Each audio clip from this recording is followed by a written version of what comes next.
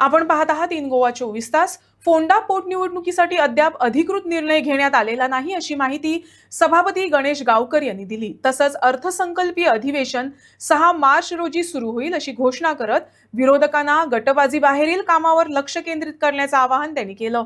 पोटनिवडणुकीची घोषणा लवकरच होण्याची शक्यता असून अधिवेशनाच्या वेळापत्रकात बदल केल्यास संबंधित निर्णय अधिकृत पद्धतीनं जाहीर केले जाईल असं सभापतींनी स्पष्ट केलं. सेशन आता स्टार्ट जावपाचें आहा आनी right now the bypoll elections बी आहा, so it there will be the clashes. कित्याक एप्रिहेन्शन करता इलेक्शन अजून खंय पळय दिलां डिक्लेअर केलां काय ना.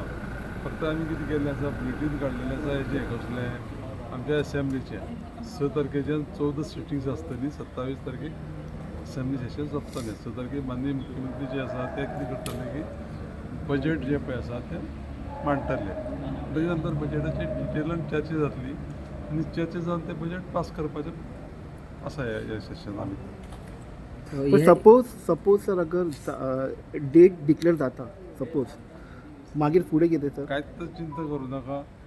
कितें जाण तूं आमी तें सगळें एप्रिहेन्शन पळय आसा पळय न्हू फुडलें तें धरून कांयच डिसिशन घेवप ना.